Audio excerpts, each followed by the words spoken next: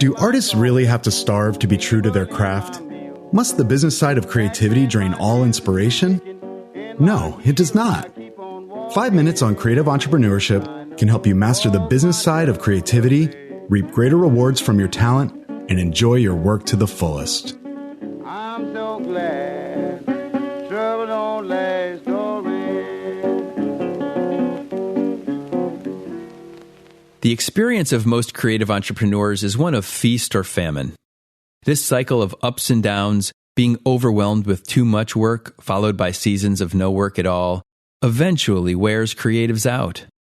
But have you ever had a season where you had several ups in a row? More feast than you could consume? More work than you could handle?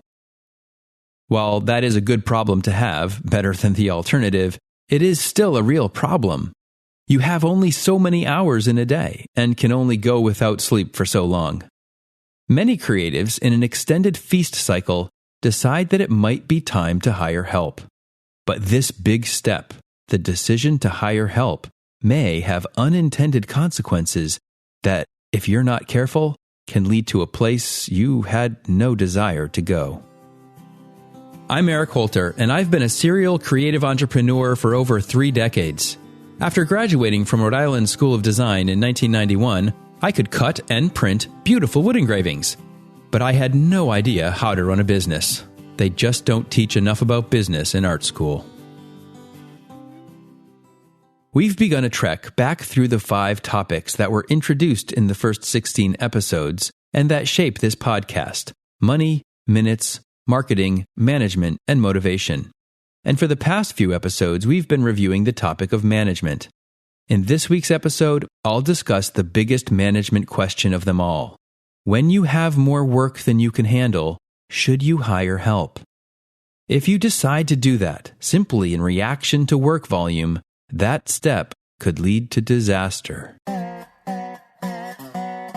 The first question you need to ask yourself before you hire help is whether or not you want to be a creative who operates as an independent business, or whether you want to be a business owner whose product happens to be a creative service.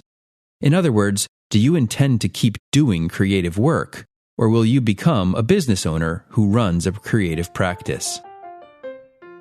In my experience, creatives who decide to hire help as a reaction to having success that results in having more work than they can handle do intend to continue doing creative work themselves.